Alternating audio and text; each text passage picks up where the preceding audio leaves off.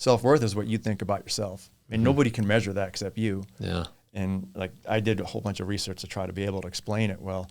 But those two are very different things. So when I get a position, my self-esteem is inflated because everybody sees me. I'm like the boss of this or the boss of that. Yeah. But my self-worth is still, did I earn it? Yeah. Did I kiss someone's ass and get it? And I've seen all this from people that get promoted before you. And how did they get that? This episode is brought to you by Elevated Silence. As you guys know, here at Shoot Me Straight, we are huge advocates of the Second Amendment and exercising those rights. And there's no better way to exercise those rights than going to the range with the best suppressor that you can buy, which is why Elevated Silence is the sponsor for this podcast. I've been using their product now for years. This is my favorite can here that I use on my Noveske rifle, and I have had no issues with it. And I get comments every time I go to the range or put on a course just how quiet this suppressor is. Another reason why I love Elevated Silence is they're constantly innovating their product, trying to make it better. They have these new 30 cal cans, which can handle any caliber up to 300 Norma. And they are now working on cans for EDC carry. And what I love most about this company is not only the man that stands behind the company, Jim Hood, who is a true patriot, but the fact that he is always trying to elevate your experience at the range, because nobody likes going to the range unsuppressed. So check out Elevated Silence and go to the range and shoot like a gentleman. Welcome to Shoot Me Straight today with Eddie and Dave. Today we have John Constantine with his book, Hallways and Stairwells. What a cool name for a book. John was retired Secret Service agent, and we don't know a whole lot about your story, and I'm really excited to hear from it. When did you write this book? The book it started off as a leadership book while I was still in the service. And then I started listing a bunch of like comedy of errors that we used to make, like funny stories. And then I kind of went through my little thing, and it turned into kind of how to be a better human. Yeah. And I just use just the vessel of me being in the service as that. And I kind of, it's like first core of the book is like a downward spiral, and then just builds back up. And it's just stories of me interacting with people, whether it's my stories or stuff that I witnessed. Yeah.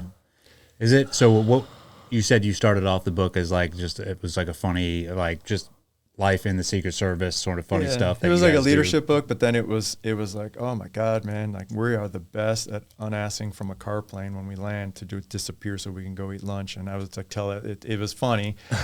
And then more serious stories that were funny.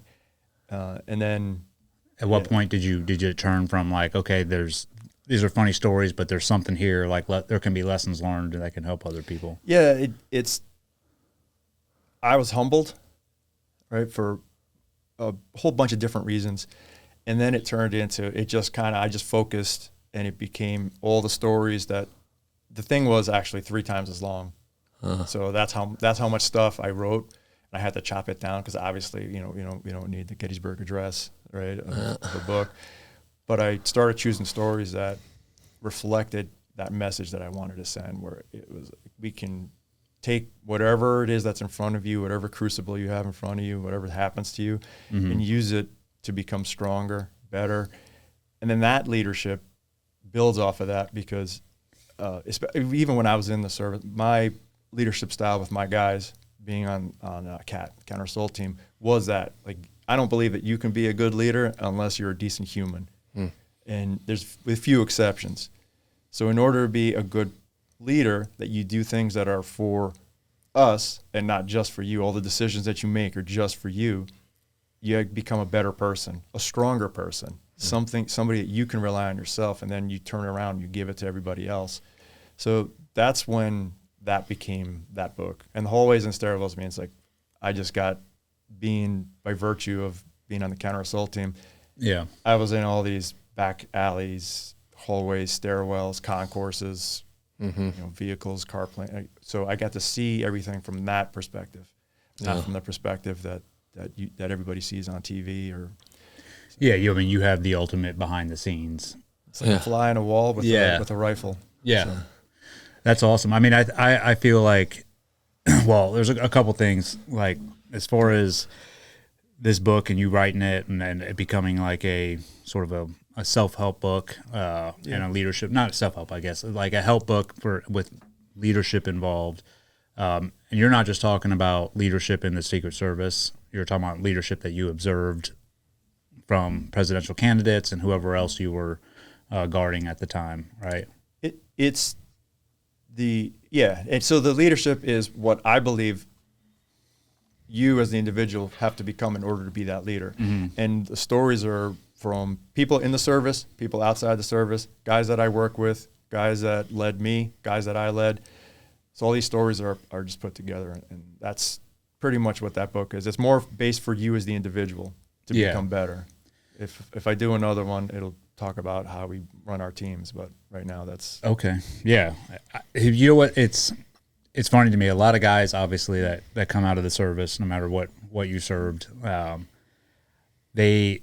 I think a lot of it, like a go-to right off the bat, and you know, I can name examples like Jocko, and you know, even Stumpf came out with a book, and there's a bunch of other guys, and they all circle around the word leadership, right?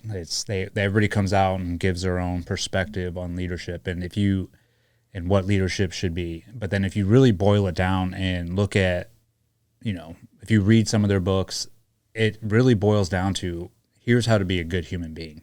Okay, right. Because that is what makes a good leader. I think people focus on this leadership aspect, like, oh, you have to be a leader and you have to do these things that leaders do. But there are traits to leadership, I believe, where you do have to act in a certain way in order to get whatever job you need to get done, and to get people to believe below you, like in what you're doing, so that they all fall in line. But I think it gets confused sometimes with like, hey man, if you're just a decent human being and you try and do the right thing, that is what people will follow. And people they focus on other elements, I think, a lot of the times. And so I think it's good that that guys like you come out and write these books, so people can sort of see like the people that we do follow in service, right? Because I think when you're in service, there's good and bad leaders, and you have to follow both. always. Yeah, and you get stuck with a bad leader. There's no, hey, I don't want to do this anymore because this guy's a bad leader. You're gonna have to deal with him. But I think there's more lessons that you take from bad leaders than good a lot of the times. Yeah, one of the guys, and I reference him in the book, he said, when I first started, before I went down to D.C., I was in the Newark field office, Newark, New Jersey. Mm-hmm. Right? Newark, New Jersey. I grew up there, so I was born in Patterson. There you go. So you know exactly what I'm talking about. Yeah. And we had a supervisor, and he did, I say real quick, illegal, unethical, immoral. Okay, like all those three things, I'll say over and over again. And that was how he conducted business. So my friend said, he's like, hey, I learned so much about leadership from that guy. Right, what not to do. It was almost like if I just took what he did, turned it upside down, I was the best leader. And that was, that guy was like my class president when I went through basic agent, and he was like everybody's big brother. He's like 10 years older than me. But he knew right from the beginning, he's like, you cannot listen to anything this guy says. And I was didn't know anything, naive. I'm still a little naive, but like more naive back then. And he was like, look, man, this is not how it works. As hard as it is, you can't behave like this. And then there's a huge part of it that's the ego, right? Like getting into psychology or philosophy. Yeah. The ego, think about like a Secret Service agent stands next to the President of the United States.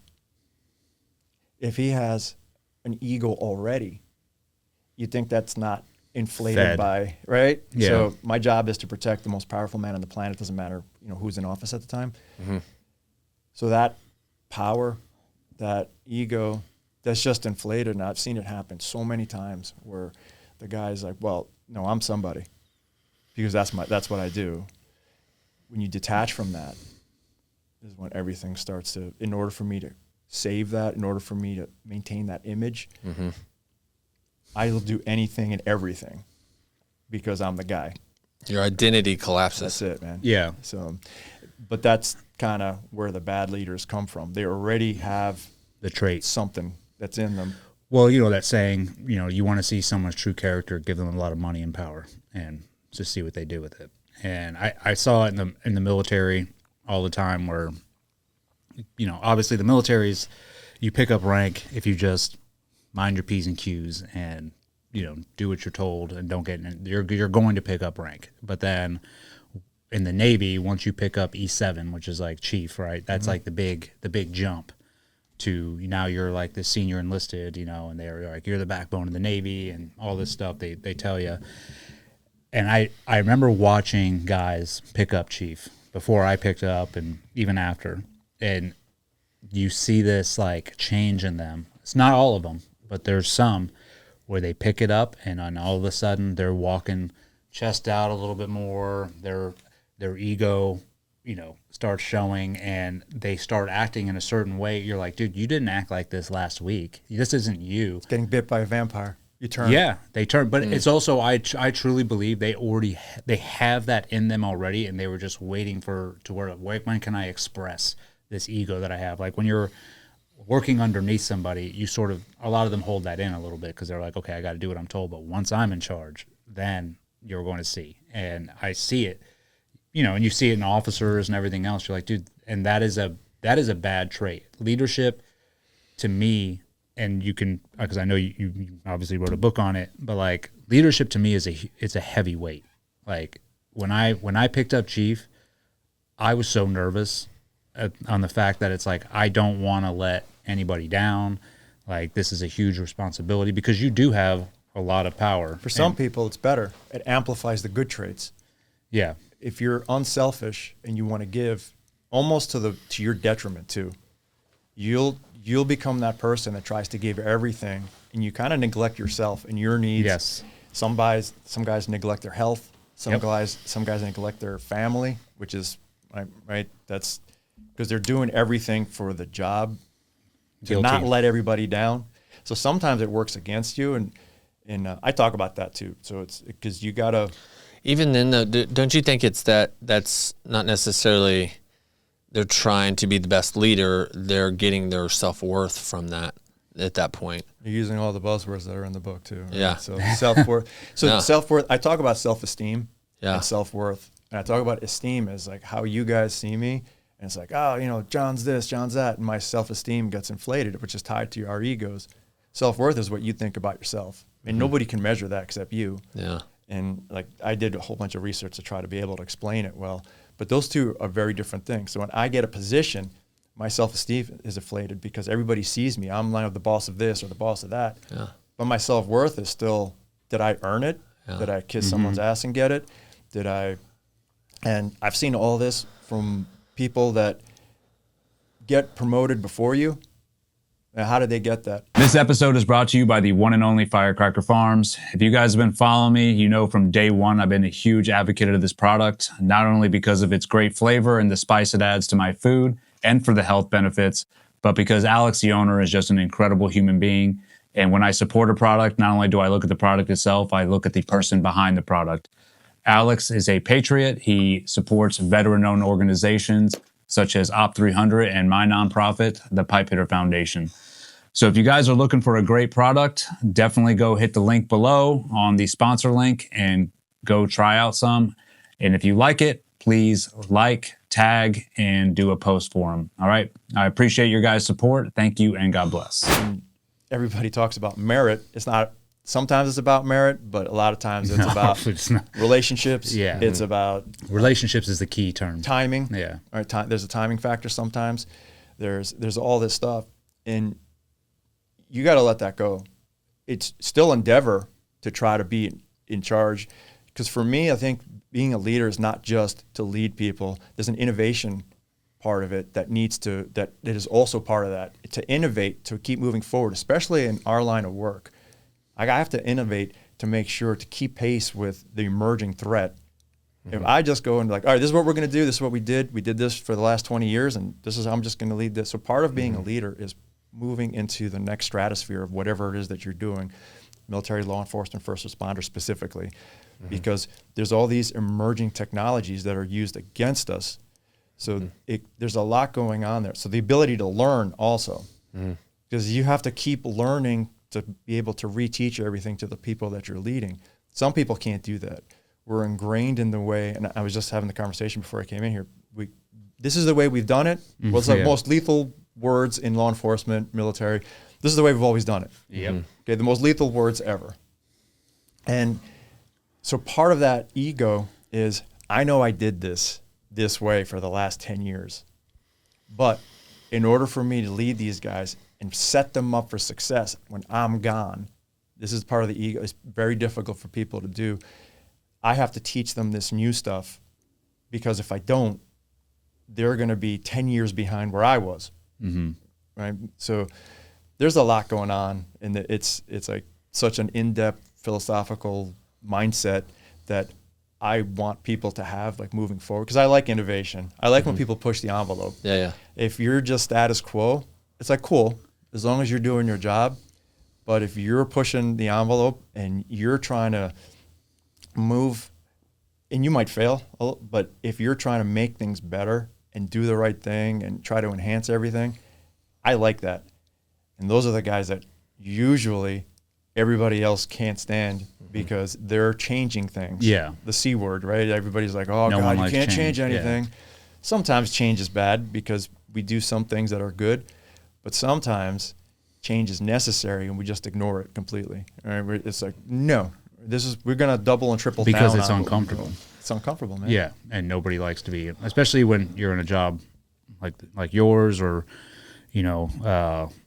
jobs that require certain specialties in the military, with special operations and all that. You would think, I think, in special operations, or like you guys adapt, and like, it's like, dude, people don't know the painstaking process it takes to start adapting and like changing things up, which is we do. And I think you hear guys talk about it all the time. They pride themselves like, oh yeah, and I can talk to Naval Special Warfare. They're like, oh, we adapt to the speed of war and this and this. And while that is true, I think it doesn't happen as fast as people think. There's a lot of pushback a lot of times when things start to evolve, when tactics start to change, and when technology is introduced. And I can give you a prime example. Of my last deployment, in 2017, we went to Mosul, Iraq, and that is the first time we were dealing with drones. From ISIS was using drones against us. We started using this technology, like the ATAC systems, and that they were first introduced. And myself, as the platoon leader, like I was the platoon chief, I was outdated. Like, I was playing catch up, like you said. I was like, I have to learn these things. And I was having, not a hard time, but a slow process of like trying to learn, one, because like you said, my age and just the way I came up, it was like, this was completely foreign now, using all these technologies. But what I did, instead of trying to fake the funk and be like, okay, I know this, the younger guys I could see were picking it up a lot faster than me. So I just turned to them and was like, listen, I was honest. I was like, I'm having a hard time like learning this or getting this down. I'm going to be relying on you. And to them, they were like, oh shit, okay. Because there's no reason to sit there and lie or fake it and like have this ego, like, oh, I know everything and you guys should listen to everything I say. It's like, no, we're evolving. I'm somewhat becoming a dinosaur. So I'm going to be relying on you guys to teach me, and, using that tactic as well. We used ATAC. Yeah. I loved it. And then they kind of took it away and replaced it with something. Mm-hmm. And I didn't know anything about it, right? My ass from my elbow and I had a guy who self-educated, and everybody made fun of him because he was kind of like a nerdy guy. He was on CAT. He was counter assault team with us. But I was like, hey, show me how to do this. And I tell you, like, if the Empire had him, he would have fixed the Death Star, and it would never have been blown up, because this kid was just amazing. A whiz. Right? And he taught the rest of us, and we started to use it. We would kind of integrate all these other units, and we were way ahead of the curve with it relative to being in the service. Mm-hmm. And then they'd take it away and replace it for reasons that, it's just to not talk about them here, like offline we'll talk about them. But and I loved it. I was like, this is bringing us into this new stratosphere of our operations. And I could move units around when we're doing something that we would be better prepared to respond. And then for whatever reason, usually it's either political or security related reason, it took it away from us. Now it's like, you just took away one of our biggest tools, right? Not our rifles, but the ability to coordinate, communicate with all these other entities and units. And it's like, well, this is why. And it killed me. And then we had to find something else and how to reinvent the wheel. And we did. And it was constantly this constant like group effort to be able to do this stuff. And I love it. And everybody was threatened by it because it's this new thing. You're like, why are you always trying to, don't you want to just relax? It's like, hey man, did you get the same briefing I did? You know, like can't relax yet. So now I'm retired. Now I can relax a little bit.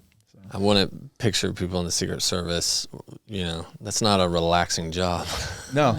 And it's funny you say that because it's like. Which is why it's not a relaxing job, which is why when someone is trying to innovate and be like, hey, add a little bit more to the plate, there's pushback. It's like you're taking away the little bit of relaxation or comfortability that I have. I mean, I truly think that's what it is. It's like I'm comfortable where I'm at right now. I don't want to be uncomfortable by trying to learn something new. If you look at it from the perspective of the military, if you are assigned a direct action, hostage rescue, something like that, you're the one that's initiating it. So you get to decide when that occurs. There's a whole buildup, which is rough, and then everything that goes along with it. We don't get to decide that. Yeah. As we've seen of all these events that have occurred the last few years. So the mindset of a Secret Service agent is, and I say it all the time, the complacency just drives me crazy. I'll defend the guys and the girls that are working to the end because there's so many good people there. But the complacency is what, because we don't get to decide when that happens. Yeah. It's the opposite now. Yeah. So you have to be switched on every single second that you're working. And that's part of the exhaustion. That's part of like the leadership. So the guy who's the leader in the Secret Service has to constantly, you can't just be like, I think we're good right now. Let's take 5 minutes and drop our pack. And then the guy blows past the mag, right? Yeah. So like that's like the give and take of being a Secret Service agent. And you have to, like, it's almost like no excuse for it. Yeah. So you have to be switched on every second. You don't get to decide. They do. That's a really good point. That's a really good distinction between it because, like, you would do build-ups, workups, workups, train-ups, and everything, And we do, like, we know once we're deploying, it's like we know what we're getting into and what our job entails. And like you said, there's planning and everything. And you said the truest point is we decide when things will happen. Not all the time. Not all the time. But primarily, you know. But yeah, for these guys, like they don't know when it's coming. So it's almost like I would say the conventional military is a good example where it's like, dude, they're just going out patrolling daylight patrols into dangerous territory with given little information, and they're almost on the same, like they're waiting. It's similar to that. They're waiting for an ambush to happen or an attack to happen, so they have to be on guard. And so it's kind of like, and everybody, I'm critical too, because I don't like that because I want them to succeed. Right? Like give them more caffeine or whatever. You gotta be up the whole time. But it is like something that to keep them honest, and because all my friends are in there. Yeah. Right. There's hundreds and hundreds of people that I care about that are still in there. So again, like that leader, whoever's there, you got to hold everybody accountable. There's you can't make excuses when we screw up either. It's like this is what happened. Let's after action this, implement the solution, and move forward. Not just excoriate each other because we're, I'm trying to save face in the media or whatever the case might be. Yeah. So there's a lot there that's like you could pull on the strings going any direction, but there's a lot here that's like to manage all this stuff. And you're moving around. I mean, you're going different places all the time. I mean, they're speaking somewhere, multiple places in a day sometimes. You're going on Air Force One or going to this event, and That's a tough, trying to keep security around that. You did it for 23 years, right? Almost 23 years. So it's like a month shy of 23 years. So you went through, what was the first 23 years? I mean, was that Started on Bush. Bush Senior? So I started on Bush, and when I was in Newark, and on the counter assault team when I made it to D.C., I started on Bush, right? So I was operational for Bush, Obama, Trump 1, Biden, and I was off of CAT right before I retired. I left CAT, and then so I wasn't operational for Trump 2. But I was around it. I was near it. I did a lot of where I did a lot of campaign stuff and everything adjacent to it. Yeah. But what made you get into the Secret Service? I mean, where'd you start off at? I grew up in New Jersey, and it's fun. Yeah. So it's related to 9/11 because I lived right across the Hudson River. Yeah. So I saw the towers fall and smolder for months afterwards. Yeah. Right. So then I was. How old were you then? I was like 24, 25. Okay. And I went to college. I wrestled. I had no direction in my life, right? I had like 3 jobs then. I was trying to figure out what to do. And when that happened, I was almost enlisted, and somebody was like, hey, you have a degree? So I applied to all these places too. And the service picked me up quick. They were the first ones. If somebody else hired me first, I probably would have gone there because I wanted to do something related to anything. Yeah. And you wanted to serve in some it was capacity. quick. It happened quick. And you feel like 9/11 played a big role in that? Well, I was thinking about what I was going to do with my life because if you get to know my personality, I am like happy-go-lucky.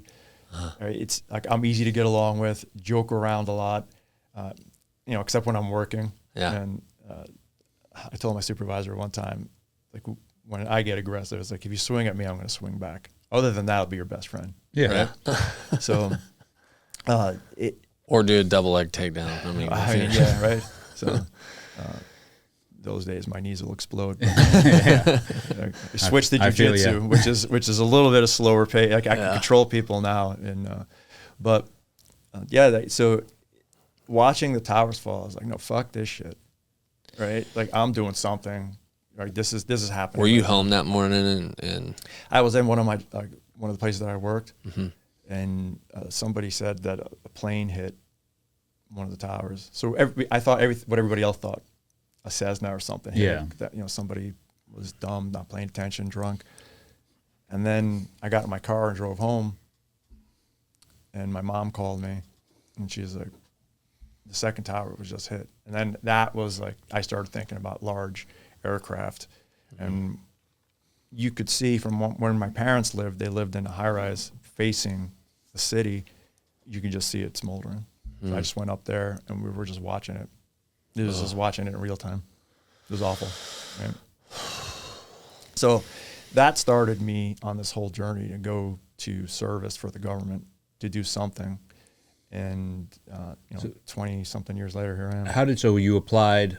You said you applied different places, right? And then you said the Secret Service called you back. It was quick, yeah. Yeah, like how?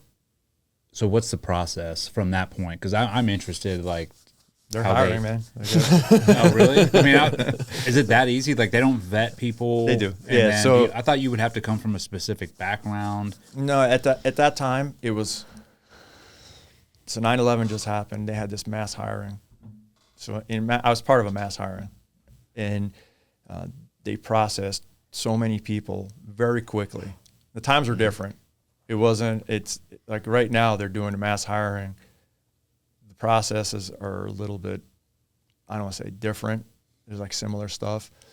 But from the time that I called somebody to the time I finished training was like 6 or 7 months. Wow. So, which is super fast, right? Yeah. And not finished training. I was actively like going through the first phase of training. It was like 6 or 7 months, and I almost enlisted. I applied to OCS. I was looking at all these other things.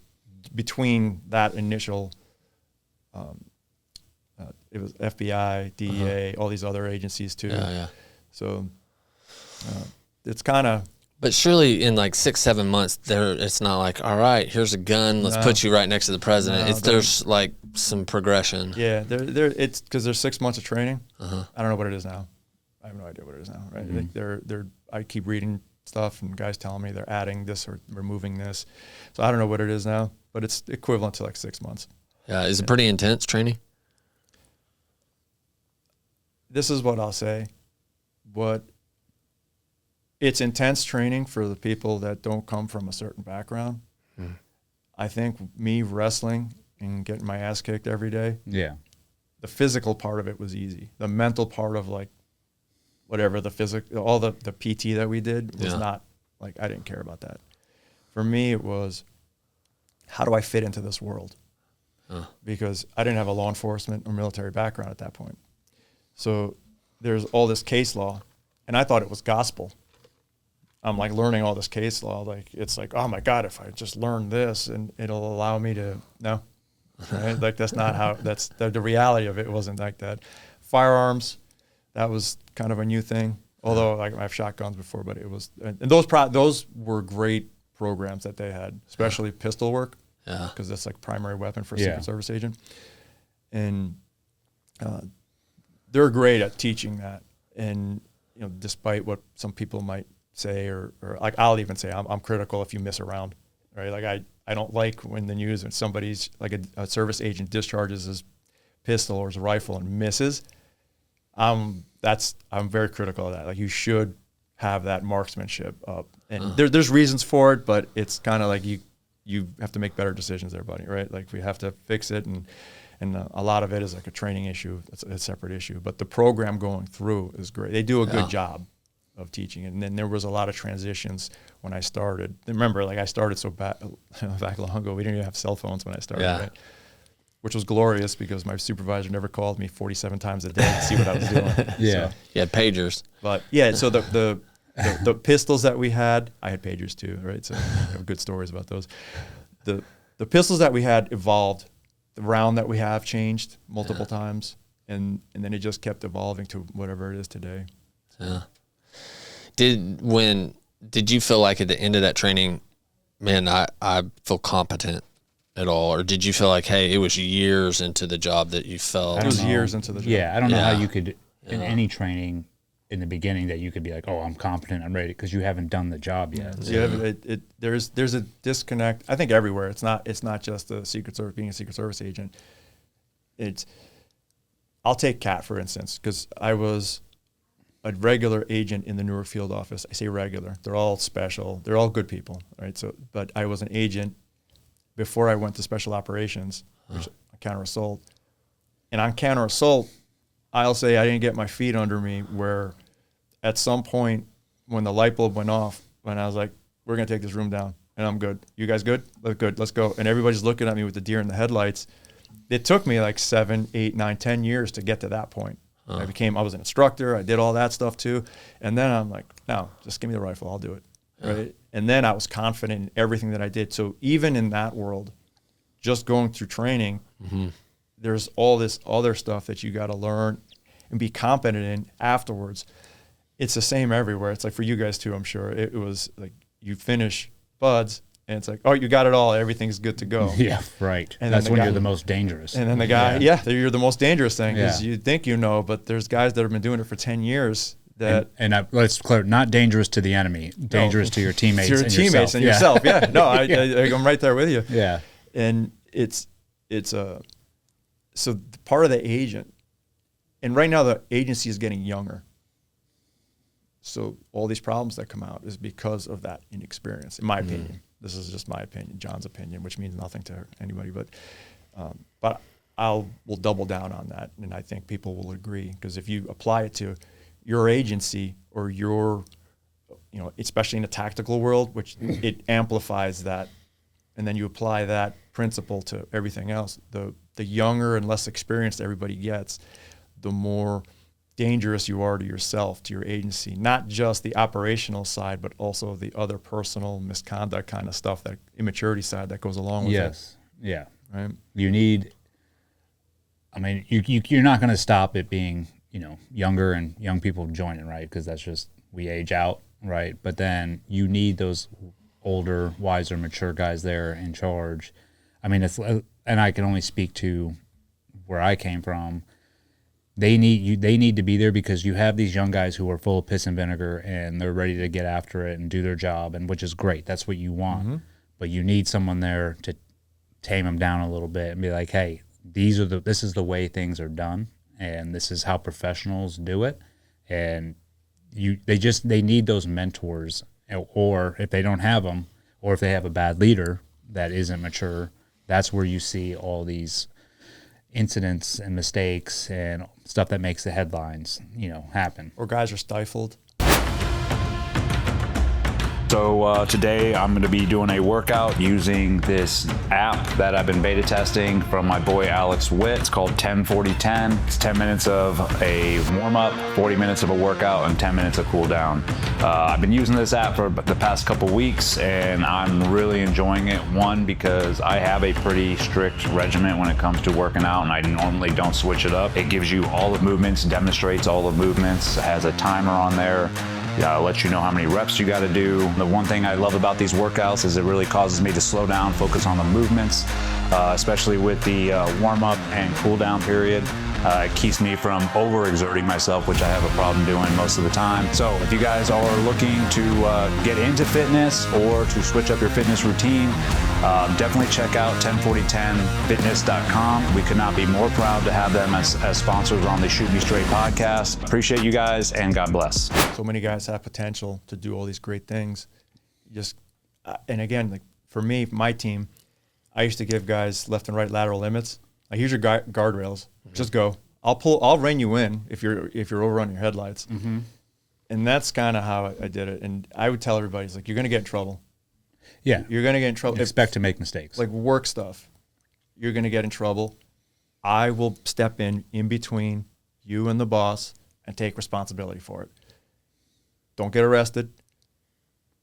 Doing all this stupid stuff. Don't burn your house down. Don't do these things. But if you're going to work. I got you. Right? Yeah. You know what I expect out of you.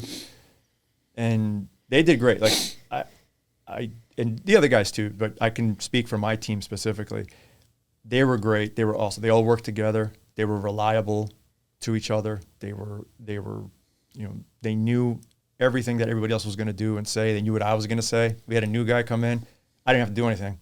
They would train him because they knew exactly how we operated as a team. So we had a little culture to ourselves. And it was beautiful, man. That's the way I want that to permeate across everybody, right? Like that's how we should all be together, one giant community together, to be reliable and repeatable to each other. But as a leader, as you're building the culture there, how does the politics play into that? Where like, I mean, you went through, pretty conservative, pretty liberal presidents along the way. Like, did you have teammates that were like super political and also where they're hearing things and then like ever had deals where they're feeding it to press or? That's a today problem. Yeah. We didn't have that problem a little bit, right? Like I could think of a couple of times when that's happened when I was in the heart of my career. Now I think it's mixed with an immaturity problem, the polarization of politics in the country. That's kind of a thing right now. People believe that they can do and say whatever they want.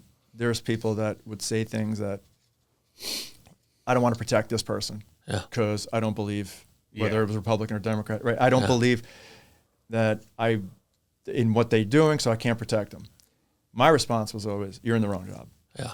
Right? Yeah. So it's like my assignment is my assignment. And like the Hatch Act, legally I would just throw that in everybody's face. The Hatch Act, man, you can't talk about your political ideologies here in the government workplace. So keep it to yourself, and then you can't purport yourself to be a federal employee, Secret Service agent when you're doing whatever it is that you're doing outside. What's the Hatch Act? The Hatch Act is like you're allowed to have you can have your political representation when you go out. If you want to attend a rally and you want to do all this stuff, it's fine. You can't do it in the name of being a federal employee. I'm a Secret Service agent. I'm going to separate it.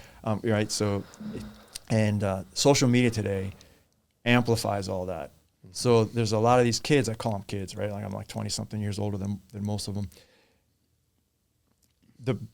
I think the best example is the guy who came out, and not to use a president, but I use, Charlie Kirk was assassinated, and there was a guy that came out and he was like in support of what happened almost, right? And it's almost like he deserved what he got. He's posting it on social media as a Secret Service agent.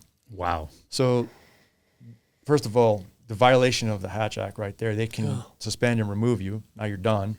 But two, you're supposed to stop assassinations from happening. You're supposed to be against exactly what happened. Right? That's your job. So, not celebrating it. So that is more important for you to say that I'm allowed to say whatever it is that I want and believe. Yeah. And to think that that's okay, and you can do that, but remember, the employer, the Secret Service, can remove you at that point because this is also our job. It's not like you're, a short order cook and you're saying it, which still you can be like, hey, we don't do that here as a boss, but this is also, you're supposed to stop this stuff, and you're saying it's okay.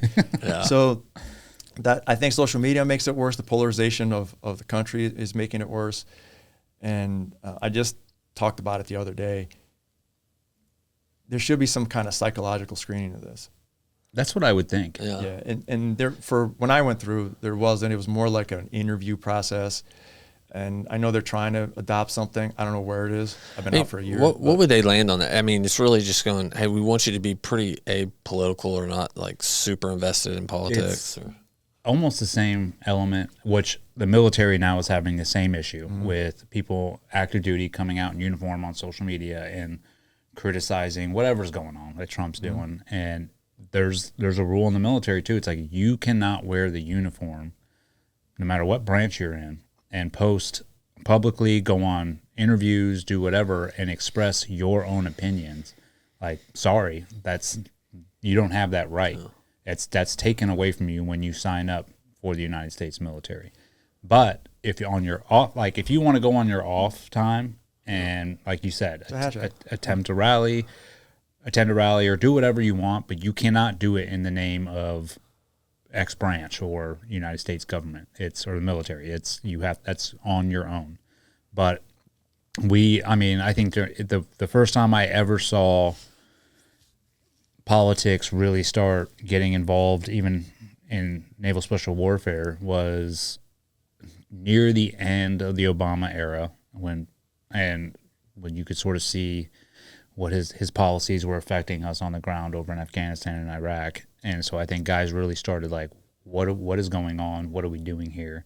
But even then, it was stifled. It was like, hey, you don't just do your job, and we'll do it to our best of our ability. But then when Trump's first term came, and it was during the build up to his first term, that's when it was sort of like all bets are off. Like people started spouting off, whether it was pro-Trump or anti-Trump, it still involved politics. And it was sort of like nobody was really doing anything about it. I mean, even the military was punishing people. Like I remember a bunch of SEALs got punished for doing some training, and they were flying the Trump flag on their Humvee.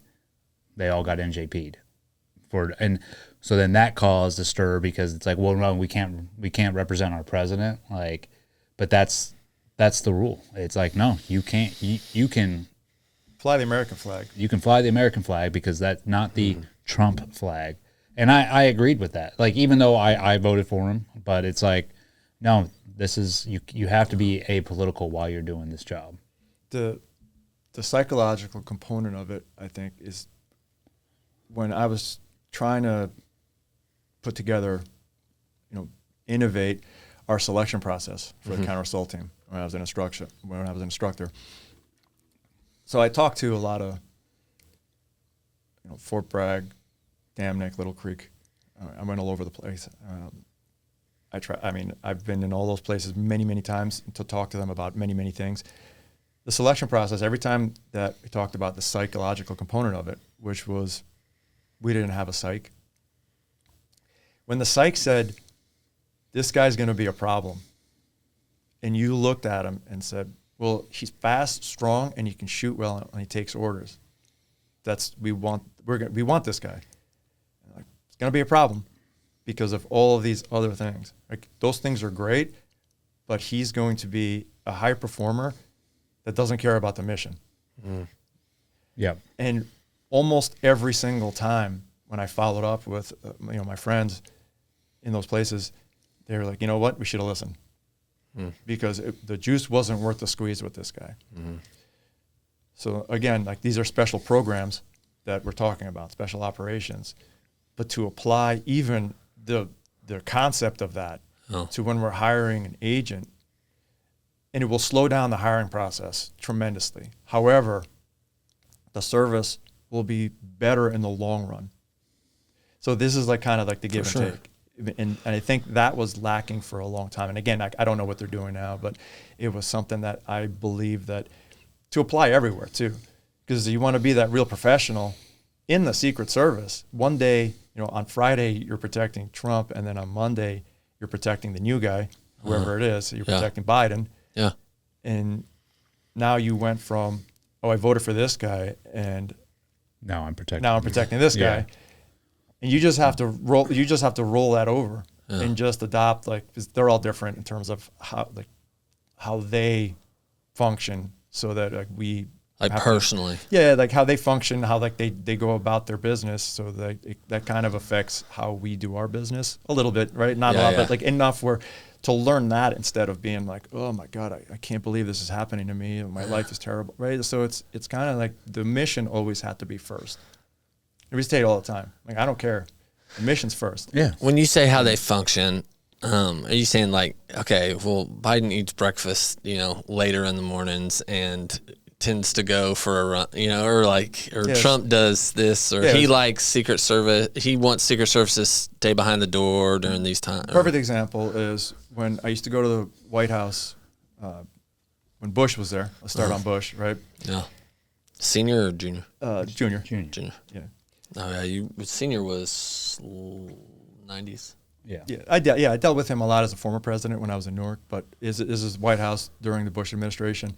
We'd show up. Let's say I got there early in the morning, 5 o'clock in the morning, to push the other team off, and we'd go down to our staging area, and my team leader would just tell us, to be like, hey, don't take your stuff off, right?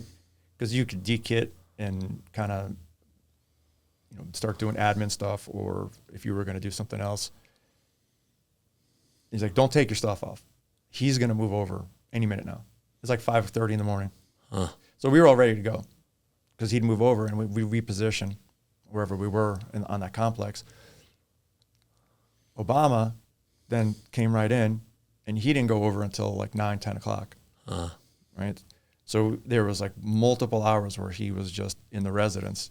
So that had just affected how we were positioning ourselves. And these are the kind of things I'm talking about, right? Yeah. So like his day was longer, like in the evening. Bush's was shorter in the evening. So the evening guys did something different than the morning guys did. Yeah. That's what I'm talking about. Yeah. How they function. How much? I'm interested, like, when the president is on the move and doing, flying across the country and doing different things, how much does the Secret Service dictate? Like, hey, this is the route that you're taking. This is what we will do when you get here. Or is it sort of like, hey, this is what he's going to do. You guys figure it out and flex? The majority of the time, we'll decide where he's going to walk through to get to whatever the stage or whatever the meeting that he's going to go to. Every once in a while, there'll be an ask that they want to do some kind of press thing. And it's like, we want him to be able to, like during the 2020 riots, right? I say riots, they were riots. He wanted to go across the street, Lafayette Park, and go to the church that was burnt down. Yeah, I remember that. Yeah. Do you think the Secret Service was like, that's a great idea, let's do this, right? So everything was like, to the staff, to everybody, the service was like, bro, you're killing me right now. But they made it happen. So every once in a while, it's like, we want to do something like this, and the service will make it happen which we jumped through hoops to do it. And that was probably the safest spot for that moment that he was there in all of DC in the last like 20 years, because we made it happen. But then, when he leaves and the service goes away, then everybody comes back and then it turns into what it was.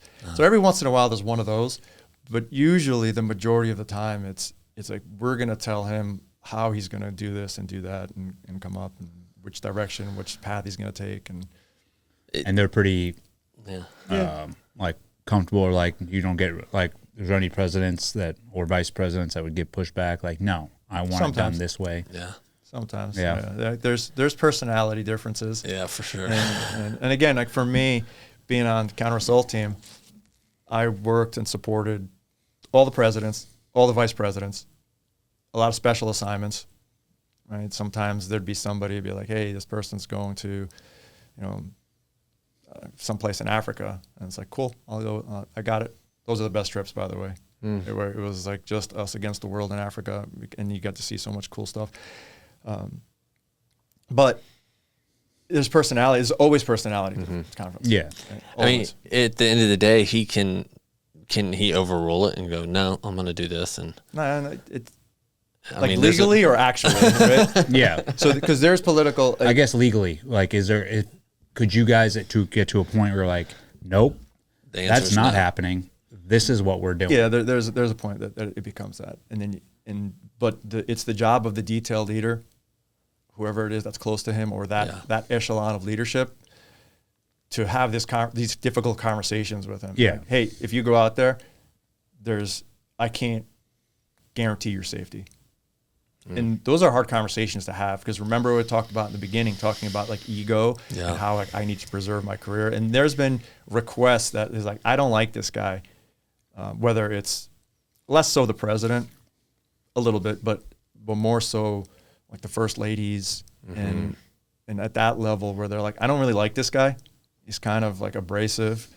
And sometimes it's the guy doing his job well, but he's just not. He's just coming off. He's just not personable. Intense. Because we have those guys, right? Yeah. Like they have resting bitch face all the time. Right? And I'm one of them. I mean, you laugh at least, right? So Yeah. it's like some guys are like, no, this is what, and there's other people that are very personable.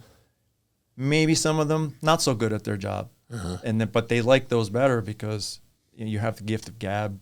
You're kind of like a used car salesman. Yeah. So, I mean, that's true, right? So it's like, do they know their job? They know their job well, but it's like, who are you going to be safer with? This person or this guy? You go with this guy. It's like, So they'll make requests, and if they get enough pressure, the service will just be like, hey, congratulations, we're moving you to this other place. And you're like, oh, I got a promotion or whatever. And then they put somebody there that is more amicable to the person. Yeah. It's not all the time. It's like in the minority of cases, but it's happened. It's the president. So you have the president, vice president, but then Secret Service will do the first lady, like Second lady, and then families. Kids, There's what about like DHS secretary? Okay. I'm trying to think. DHS. So I think deputy secretary they do. I think they do the trade rep. They do. Sometimes there's a lot. I gotta look at a list. Sometimes, like even a former president, when they get outside of presidency, do they? All the former presidents have protection for life, and the first ladies. Really? Yeah. So with those Secret Service agents that get assigned to whatever president after he's done for life, I mean, is that like, what is the tenure for that? I'd say it's anywhere between 3 to 4 to like 6 years. Okay. Just as a journeyman, not the supervisors. Supervisors might be reassigned or afterwards. But sometimes you'll be on the president's detail. So somebody right now that's on Trump, and then there's like, I want to go to a former. So they'll do 3 or 4 years on Trump, and then they'll go down to Texas, and then there'll be 3 or 4 years on Bush, and then that counts as all of their protection time. Do they almost want the former presidents? Is that like a gravy job of going, I'll go those are less stressful. 100 million %. Yeah. They're not easier in a lot of ways but they're less stressful because you're not constantly getting scrutinized by the media, right? Like, does anybody really talk about Biden or Bush right now? Obama, really, right? Yeah. Unless they're doing an interview and everybody's, you Yeah. know. But Trump goes golfing and there's like an entourage of media following him. Yeah. So it makes things infinitely harder. Did you ever do after like any presidents afterwards? Were you ever on that detail? Yeah, while I was on CAT, did stuff in support of. There's a lot of agents that'll be on CAT for like 3 years, and then they go to one of the details. I stayed on CAT forever, so I went kicking and screaming. Like that was my home. You know, special operations was like my home. So I did support of former presidents when they would go to like crappy places or places, and I remember one high threat areas. Yeah, I remember specifically Bush kept going back to Africa because he used to do a lot of work, like AIDS work and things, and while he was the president and then afterwards. So, I mean, I'd go to Nigeria, Uganda, like all these places with him, in support of him as a counter-assault guy, as a former president. And it was just a smaller footprint, but then we were there and kind of people didn't know we were there, CAT at least, right? You'd see the detail, but you didn't know what we were doing because we were kind of nondescript. If you paid attention, you could figure it out. But it's so I did a lot of that for the formers. So I got to know a lot of their details and supervisor and stuff that way too, and how they work. So is it? We're just gonna pepper you with questions. Yeah. I have so much good. questions too. You're good. This is fun. I would imagine. I don't know if. So these guys that get assigned to these former presidents, and maybe even while these people are president, or the first ladies or vice presidents, does this happen where it's like your job as a Secret Service agent all of a sudden turns into our little servant to go do this for me, go do that? Does it turns into that? Because I would think as a Secret Service agent, you'd be able to keep it on a certain level, be like, no, that's not part of my job description, and to go. Because the only reason I ask that is because I have friends that do security, right? And they, for high value individuals, you know, and great paying job. But then when I talk to them, they're like, I'm a bitch boy, dude. That's really all it comes down to. Are you saying stuff like, hey, go get lunch? Yeah, like stuff that's sort of like out of your element as a Secret Service agent. So for the presidents, I would say I refer to the video as this old. Do you remember when Bush was in Iraq and the guy was throwing the shoes at him? Yes, when he dodged it. He dodged it? Yeah. So the detail leader came in, and a lot of people use this video as like an example of what not to do. And Bush just put his hand up, and the detail leader stopped. So as I'm watching it, I'm like, no, right? It doesn't matter. You can apologize afterwards. But it's like there has to be this, whatever the response is, to not let him dictate your job. So that's like the professional side of it, the operational side. Now, the other stuff is like take my bag, carry my bag, do all this stuff. And my hands always have to be free. When I left, I was the detail leader for a lot of, especially foreign countries that came in, and then some special assignments. So I didn't touch anything, not even a cup of coffee. My hands were free to do whatever it is I needed to do. Yeah. So there would be people that would say, hey, here's my bag.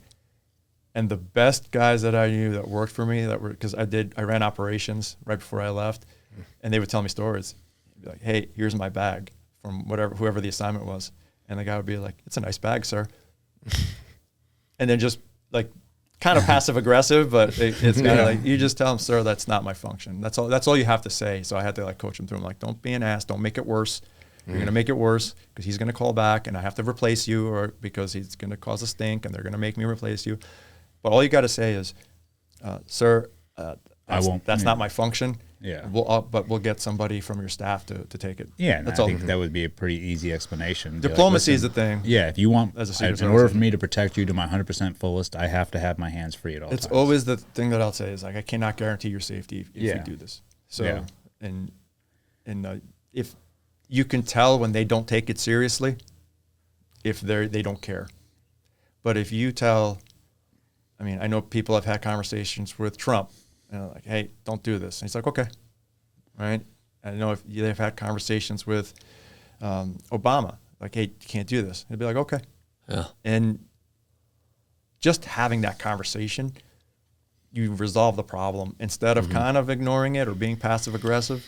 Yeah. Or being too scared to say something. It's more of a thing. It's less of a thing with the presidents and more of a thing with like formers and like small details. Like first ladies and Even smaller than that. Yeah. Like the first ladies, I think the first ladies just want somebody that they get along with. Yeah. That they can trust, right? Because there is like a trust thing there. The first ladies, like they'll. My experience is like they used to get attached to their detail leaders. Like they felt comfortable having somebody that they could trust that wasn't gonna, whatever that they thought was gonna happen. Yeah. They felt vulnerable when they were away from their, I'm sure. their spouses. Yeah. Well, yeah. And they're in I think women in general feel vulnerable regardless, just being women, right? I mean, I've talked to my wife, she says it like, men don't worry about the same things we worry about when we're out or if we're alone. And then if you're in a position as a first lady, which is like you are in a high position, you're in it's not a high threat, but hey, like you're the first lady, you're a value. And so I imagine they want somebody with them that not only can protect them, but also makes them feel comfortable. So they're not out feeling as vulnerable or on edge. Diplomacy and the ability to communicate is so underratedly important as a Secret Service supervisor when dealing with the people that we protect. Yeah. And it's something that we kind of, I always harped on it. It's like you have to be able to communicate to the point where I can maintain boundaries, right? Like it's like I'm not going to call you, if I'm assigned to you, I'm not going to call you Eddie. I'm going to call you sir. Yeah. Right. And just little things. It starts with little things like that because it'll turn into, like, yeah, Mr. Ed. Right. Or like I start making like nicknames back for you because we have this relationship. But that's where complacency sets That's in. the complacency, right? Because now it's like I'm doing it for different reasons. So that aspect of it is, and I've seen it where the guy's always like, yes, sir. No, sir. And you'll joke around with me and I'll laugh and I'll be like, absolutely, right? Like Trump used to do it all the time. He used to stop and talk to me. He didn't know who I was, my name, but he knew my face. Like I'm wearing the helmet night vision, so he knows, right? And he'd be like, he's like, now I feel safe. It's good to see you, right? And I was like, oh, good to see you too, sir. He's like, and he'll turn to his detail leader and he's like, no, I'm safe. Make sure they have water because it's like hot outside. Yeah. I'll be like, oh, we appreciate that, sir. Like, get my guys some water, right? And I'll make sure they're, and he's like, it's a good man. Okay. And turn around and just waddle away, right? So, and then like, they appreciate it. And it's like, always, sir, I'm not going to joke back. It's like, I maintain that boundary. He thinks I'm a professional, whatever he thinks, but that's who I have to be. Yeah. Have you ever had them ask you, like, as they're working through stuff, like ask your opinion on things? Yeah, sometimes. Yeah. But it's usually when they're frustrated at something that just happened, and then they'll come off and like I'm the first person that they see, and they'll be like, "Do you think, that these?" I'm trying not to say, but one time it was like they were trying to do something with ammunition, one of the administrations, and the guy comes off, and he's like, "Do you think that this round should be banned?" And I was like, "I've never used that round, sir." Right? Like That's a good. Like, well, no, I have to be like apolitical, even to them. I don't want them to think one way or the other. Yeah. And also I don't want them to be like, even he thinks like, right? It's like I can't have that.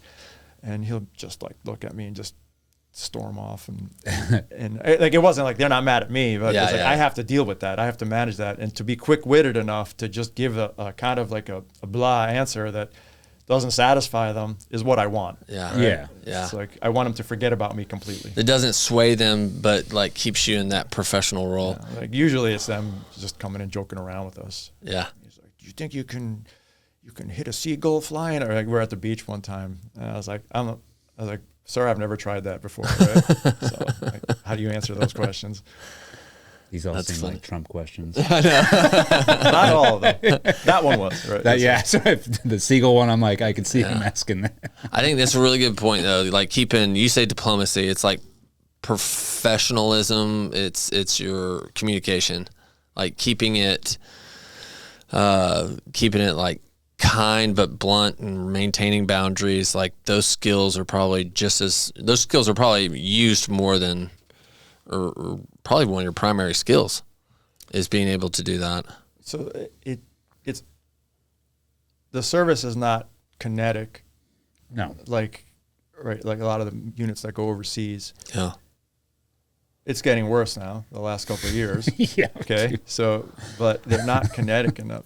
So do they use their, I'll even just say, because July 13th,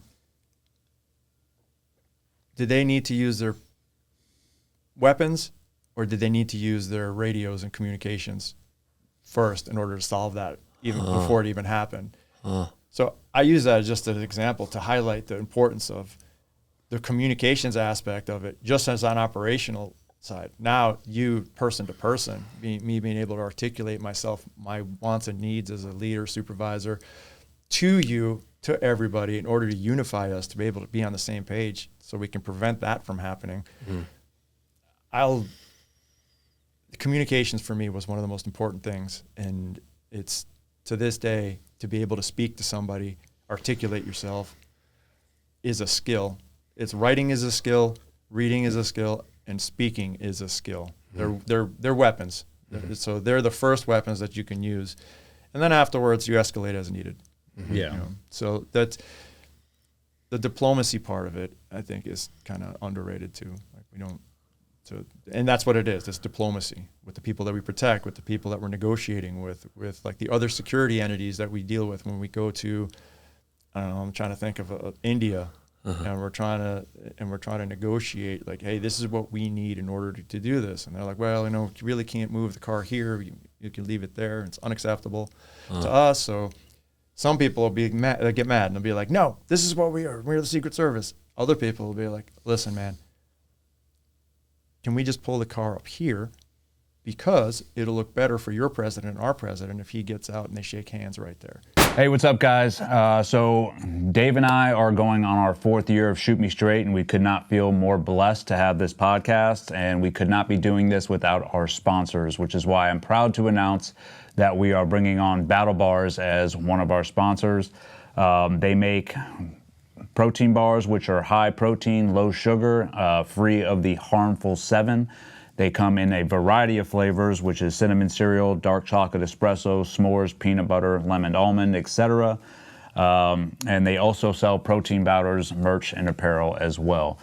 Now, I know everybody, they make protein bars all over this country, and there's tons of brands to choose from. But the reason we are choosing this company is because the man who stands behind the company, which is Alex Witt, who I met at a jiu-jitsu camp several years ago. He is a veteran, served his country in the United States Army, lost friends overseas, and decided he wanted to do something about that, which is why he started Battle Bars.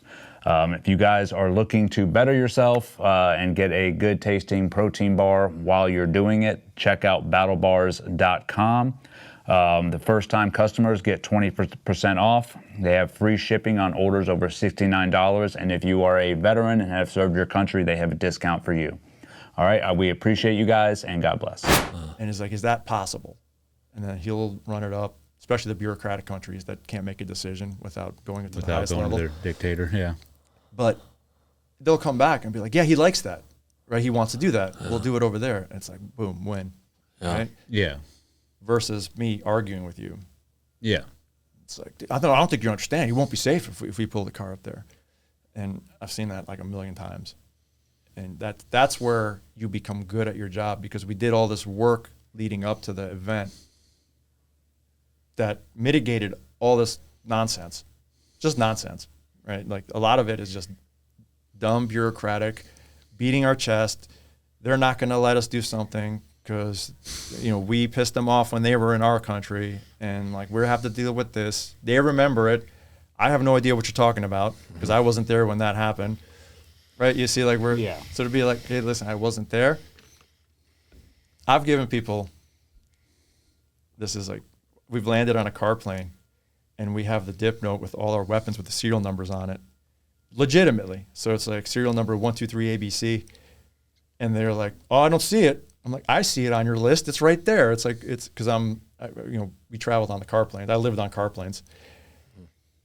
And we'd have all the weapons, and we had to be there with their customs. And I'd slip people money because of what they wanted. They want bribes. So I'd be like, I'm like, all right, here's $50. And they're like, oh, good, approved, right? And it's like, is that the right way to do things? But it's kind of like, at that point, I'm trying to get this done so we can move on. Yeah. Do I set up the guy after me? Because that guy's going to expect a bribe for that guy too. It's like, hey, man. Maybe. But I got vulnerability assessments to do.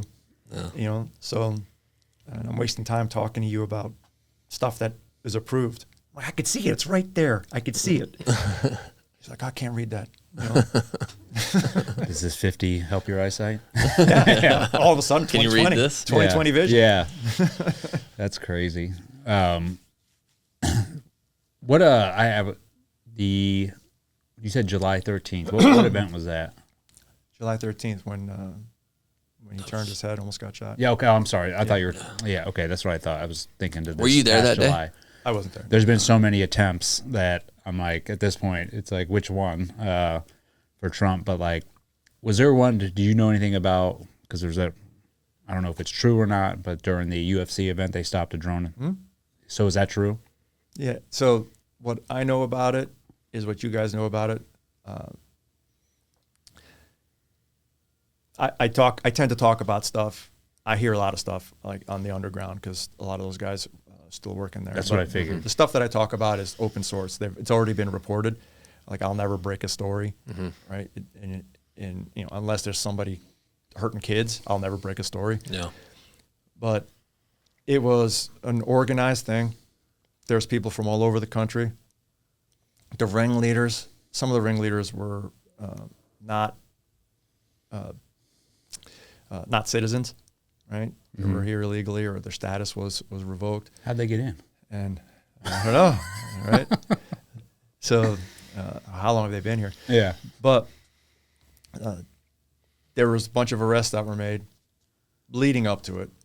So from what I understand, and without kind of burning anybody, but there's really no information that I know that's not out, is like they mitigated it days before, and then days after, like it kept going days afterwards, and they just kept looking for the people and rounding them all up. So a lot of them have been arrested. I don't know how many at this point. It started off with, and I watched the body cam of the police officers that responded to the one kid's house. I spent a lot of time just watching, stuff like that. And he looked like he was one of the patsies, right? The other people were planning it. And this is how all the intelligence briefs that I would receive, especially before I left, were there's a lot of these organizations that they outsource what their intentions are to people.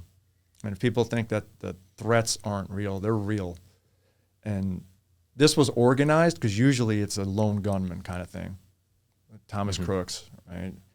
Ryan Ruth, what was the other guy's name? Colin Allen Thomas. They're lone people that are doing this. But when it becomes organized, now that's like really, really concerning. Yeah. And I don't receive intelligence briefs anymore, but I would venture to say, me knowing what I know, because at one point I was doing stuff for the White House military office, right? The position, I was in an operations role. So I was running operations center stuff. So I was working with White House military, and I was read into a bunch of programs that were working with other agencies, the shady ones, and the threats were legitimate and real. And if we think that some people, they don't believe that these things are, but there was always these entities were outsourcing it. So there was always patsies involved. And the monetary amounts they were paying these people were so low that I almost felt insulted for them, right? Yeah. And I was like, bro, like, ask for more money at least, right? So, but it is a real thing. Yeah, and that only reason I ask is, like you said, you see stuff reported, and I'm at a point now where I don't believe anything I see, unless I'm like, hey, I got somebody that would know, if that was the truth. It was real. Okay. Would you say that, I mean, Thomas Crooks, he was a patsy, wasn't he? So where's his background? I can talk about the event and what the service did that day forward, because everybody thinks it was staged. Like, you got to stop. Wasn't staged. Okay. Like, I can tell you what I always say. It was either complacency, didn't do our job well. The plan wasn't what it should have been. Okay. So, and that's it. There you go. Like, you're looking for a smoking gun. One doesn't exist. The background of him kind of went away. It's like, it went to the land of shit no one talks about anymore. And yeah. So I would, and that's the FBI. So we don't investigate that. We might help a little bit, but we don't investigate that. So where is that? And I always say it to this day. Where is that? Where do these people get their ideas to do this? The Colonel Thomas guy he was a teacher. He had an education. Everybody loved him. And at one point leading up to that, he started saying things that were related to that event. Where did he get that idea? Did all of a sudden he think that was a good idea, or somebody pushed him? But again, it's like, where's all the background on this? It's again falling into that. I call it the land of shit that no one talks about anymore, right? And which is weird. That place is filled with all bunch of stuff, right? But it's weird, and that's where the conspiracies start for me. Because when somebody's like, Trump staged the assassination attempt, like, no, he didn't. All right, he's that. The people that say that also think he's incompetent as a president, but you think he's competent enough to stage that. Yeah. But incompetent for everything else. So you have to pick one. Be consistent with it at least. Okay. That he turned his head and the bullet grazed his ear, and that was like planned all along. There's no way, right? Where the 5.56 round from 200 yards away, and it's shot by a guy who doesn't have that much time behind the gun with an amateur. Yeah. Right. It's like, there's even the professional. So right, that's not gonna be the way it turns out. So the conspiracy theories kill me, but I just ignore them at this point. It's like, nope. I'm not even gonna have this conversation because I think the conspiracy theories happen because of how little information is given out afterwards. So you're leaving the people with no room but to create conspiracy theories because we fill in the blanks. Yes, and that's just a natural thing that people are going to do if you're not giving them or at least being transparent and being like, hey, you don't have to give like everything, but at least be like, dude, this is where this guy got the idea from. This is his background. But it was like everything was completely erased. Didn't they go to his house and it was scrubbed clean? Yeah, I don't know if it was scrubbed clean, but they took a lot of stuff out of it. Yeah. And I don't know. I haven't seen an evidence log of what they took. Yeah. I mean, and it's stuff like that makes it like, okay, why are we hiding this? Like, why can't that be public information at least? He had communication devices on him that were not cell phones. So it's like, what did that communicate? Who was he communicating with? What did that go back to? Was it just for the drones, which I doubt? I have questions too, just like everybody else. And I left as a first-line supervisor. So I wasn't a headquarters guy. I was always working with teams. I never wanted to go. Like, I loved that role. But what happens up in the headquarters area, I can't speak on those guys. That's just the woman that sort of took the fall for that, right? The head of the Secret Service. Oh yeah, yeah. I mean, somebody was going to take the fall for that. You know, and obviously there was a lot of armchair quarterbacking that went on because it was highly publicized and everybody watched it on TV with. Right. And everybody's a security expert. Yes. And then, you know, they're criticizing the females that were there and they're saying this and this, which, you know, some of it, I think there's legitimate. If you have some background in some personal security, you can see some of that and blatantly be like, dude, what the hell's going on? At the same time, though, I think, I mean, even though the woman, what was her name? That she ended up taking the fall, saying, hey, the former director? Yes. Kim Cheadle? Yeah. Did you know her personally? I knew her enough. Okay. Not like I wasn't best friends with her. Okay, yeah. And but like, was she that just unprofessional? Or, I mean, This is how I'll answer that. If you looked at the FBI, I think it was the assistant director. I don't think it was the director. Mm-hmm. He was well spoken and prepared. So the FBI does a great job of preparing their people to speak when they do congressional hearings and speak to the public. So I don't think they prepared her. And I'm not defending her because I don't like what happened. Yeah. Okay. Like I don't like the responses. I don't like anything because it made the rest of the workforce, which doesn't deserve the same scrutiny, look less than it actually is. So I'm not defending her in that. I'm just saying that she did a lot of I don't know, I don't this because she wasn't prepared. Yes. And she wasn't ready to sit there and talk about those things. And get drilled. And then the guy that came after her, he was I think his acting director. He was a little bit better, but then it kind of we don't do.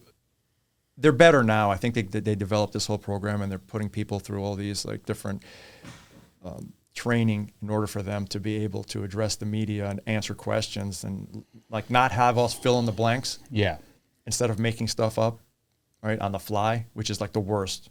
You're better off not saying anything than saying something that we can all is memorialized forever and that we can latch on to and make memes about. But that's. I mean, there's so much more that like the reason if you had tequila here, maybe it would help me. But like I'm trying to like no, we're working I'm on not it. asking you to like go out and be like, oh yeah, this person, yeah, she's incompetent, this and that.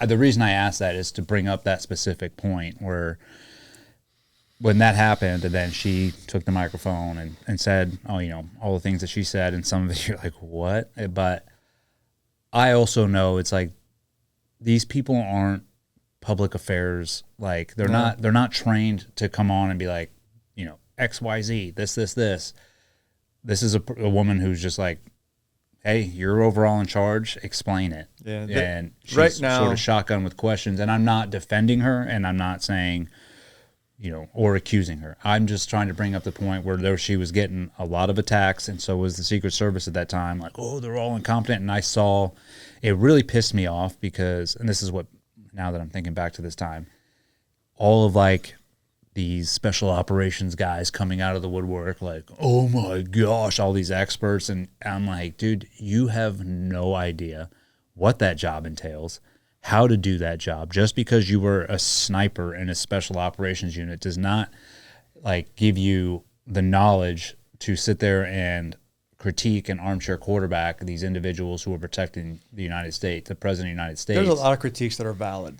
Some of them were, but some of them were definitely overdoing it, which I think those critiques overtook some of the valid ones. But then when we get up in front of the mic and we say or make up things, we make it worse.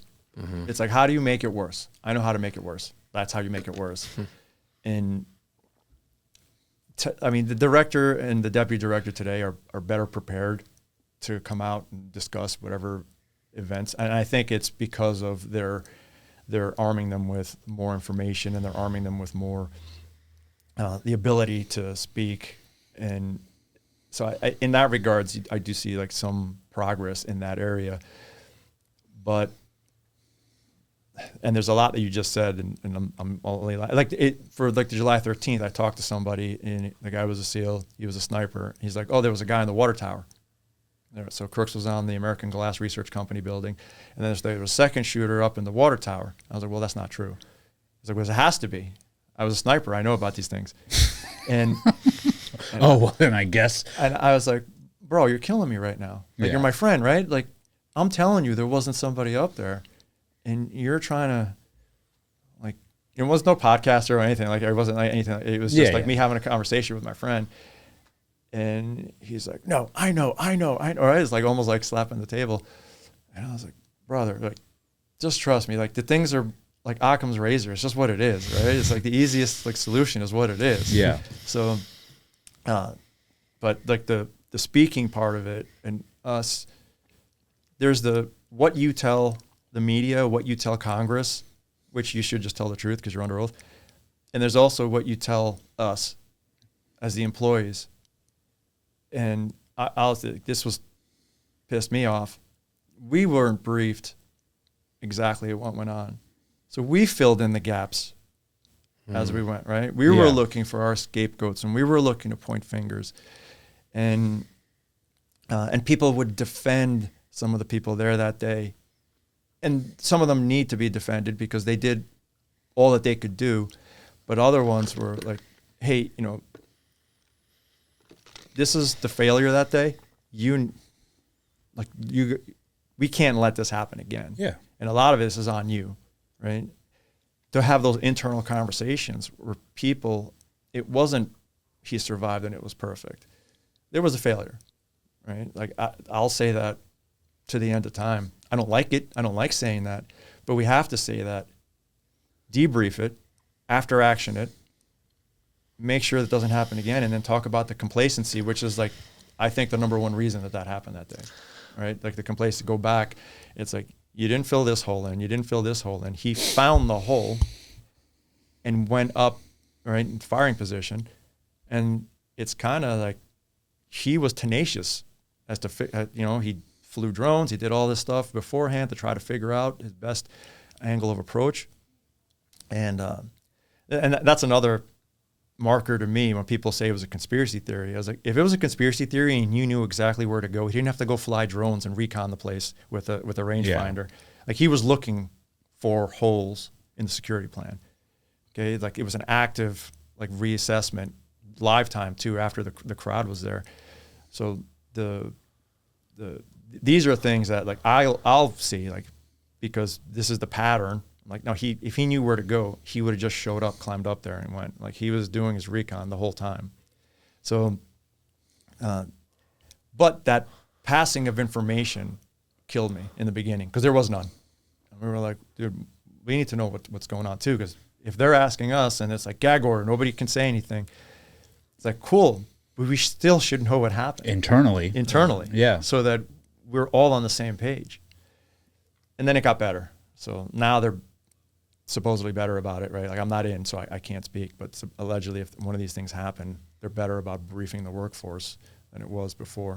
Well, especially if you got Trump in office with all the attempts, you would think like, Goodness. hey, this is SOP from now on. Well, he demands. Trump's putting y'all to work. I know that he demands to be briefed every time something happens. Oh, I'm sure. Whether it's like an attempt on him or you have one of these shootings that's on the peripheral of the White House, I know that all the presidents too. I don't think it's just him, but I just know right now, one of my friends will be like, "Oh, dude, like that's all he would ask for. He wanted to know what happened that day," and it could be just like, "Hey, this is what happened." He's like, "Okay," just so in case he's asked about it, he wants to be able to say the right thing in front of the media. Yeah, smart. Yeah. So, hey, so if you count, like, anytime y'all are in such a setup because if you do your jobs absolutely perfect, nothing happens. Nothing happened. Nobody knows. Yeah, no one knows. Do y'all celebrate those, or are you like, hey, today was a success? Because if you miss one little thing or it's not perfect and something does happen, then that's failure. And like, is that hard to build a culture that's not celebrating wins? It's like brushing your teeth. I'm not going to tell you to do a good job when you brush your teeth. Yeah. But there have been, so the media knows about, the public knows about all this stuff that you know about. They don't know about people saving somebody's life that was having, just a medical event. That's happened, I'm going to say dozens and dozens of times. They don't know about the armed people that would show up to places that we've stopped, that we don't report. They don't know about like somebody helping a woman on a plane that is another medical event, but there was I don't know if this was on the plane. She gave birth, and a Secret Service agent who didn't sleep at a Holiday Inn Express the night before helped deliver the kid, right? They don't know about all these things that these people that they're constantly traveling around the world that do all these great things, save people, protect people, help people, because they don't talk about them. The secret's the first word. So when these big things happen, they stand out. But there's, since July 13th, tens of thousands of missions and assignments, tens of thousands, not like 1,000, tens of thousands, to include all the presidents, vice presidents, the campaigns, the special assignments, the smaller details that have been successful. Yeah. Nobody knows about those and what these kids, and again, I call them kids because I do the same thing. I'm like old enough to be their dad, right? Yeah. Scandalously, but old enough, right? But they do a great job, and I'm critical of them too, right? I'm critical if you miss rounds. I'm critical if you have a crappy communications plan. I'm critical of that stuff too because I expect better from you. But I also defend you to the end because I know what you go through, right? Like you do an event, you pack up your stuff, you go home, you wake up in the morning, drive to Andrews Air Force Base, to get on a car plane, to fly 38 hours to Singapore, to stand in a spot for 8 hours like a brand new guy, short change to do something else, hop on the car plane, fly to Thailand, right? And then you come home, then you got to get right back to work, right? And that's normal. And nothing happened because you did your job. You did your part of your job. And nobody knows about that guy. But we do know about the misconducts. Those kill me, right? And we can't put the misconducts in with everybody else. No. Like, if you get in trouble because you're, again, it's like I said, you fired your gun and you missed. We could fix that. You were trying to do your job. I like that. Doesn't mean that it was good enough. Like, we got to fix that. But you try to do your job. Good job, right? Like, we'll fix it. Let me as the supervisor get in front of the media and you, and I will protect you. And the director now does a good job of that. But nobody knows about all those, like, I'm thinking, like, they're in my head, and I'm just trying to burn people by telling stories, but they've done so many good things for America that nobody knows about. Yeah. And that will always be the case. And they're trying so hard. And they're like, every time one of these, like, what was like I'm not even going to bring it up, but then you could just Google Secret Service news and just see all the weird stuff that's happened. They're all like, oh my God, like they'll face palm themselves and like, just keep doing your job. That's all you got to do. Right? Like, they don't represent you. Don't listen to the media. Just shut it off. Yeah. Read a book. Right? Well, the media, all they're there to do is point out all the negative. Gaslight, point the negative. And it's not just the Secret Service. They do it to every, law enforcement, and then also any branch, the military, any special operations unit, and especially the SEAL teams, ever since the Bin Laden raid, it was like, you're at the top, and then guess what? There's only one way to go from there, and that's the media will try and take you down, and they'll point out every little inconsistency, every little mistake. And I think guys in the community too would do the same thing, like, oh my gosh, like, they read articles and it's like, dude, look at all the good that we're doing. Like, stop focusing on that one mistake or that couple mistakes. It's gonna happen, and we just need to keep pushing forward and keep doing what we do best. That world, like the military, the operations, special operations, the law enforcement. The law enforcement in the United States sees more action in one night than the Secret Service has in the last, I don't know, pick a number, 40, 50, 60 years, right? They do so much stuff, and there's so much that goes wrong with it. And there's, just like everywhere else, there's the meatheads that, like you do the face palm. But most of the time, they're doing their job, and it looks sloppy. Because that's what it's sloppy. It's like they're like yellow footprints are not a real thing where it's like, this is it. And the guy goes up and we'll take the gun out, we'll shoot him and he'll fall down. And that's the end of the day, Miller time. And it doesn't, it's like, that's not how it works. It's sloppy. It's hard. There's a human component to it that is unforgiving by it, right? Yeah. And there's a human component to everything. Yeah. And that's what it comes down to is it's every organization has one thing in common. It's made up of human beings. That's it, man. That's it, and human beings are imperfect. Yeah, right.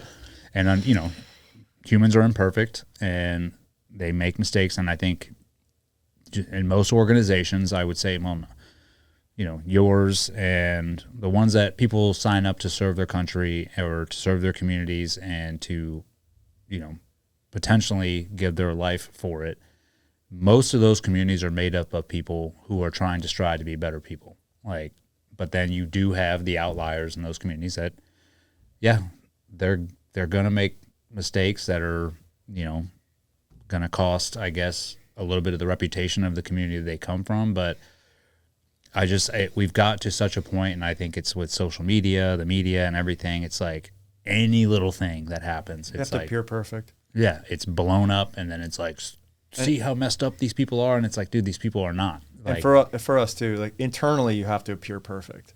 Mm-hmm. Yeah, you do something wrong that even's not public, and it could be something dumb. You have to appear perfect. Otherwise, it's like, well, you're not part of the, you like, there's no way.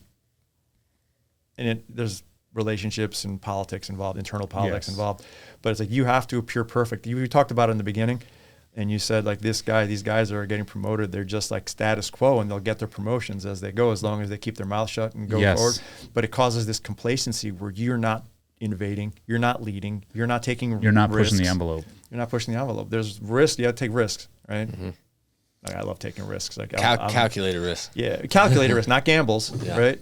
And I'm a rule breaker and a risk taker, but with calculated like logistics behind it. Yes. Right. It's like, I've got 70% of the information that I need to make this decision. All right, let's do this. Yeah. I always start with, what's the worst that could happen?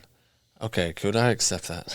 I don't even think of that. Right? What's the worst? I'll deal with that as it comes, one problem at a time. Consequences? Right? What are those? We'll just go do it. I do. Instead of saying what if, I say even if.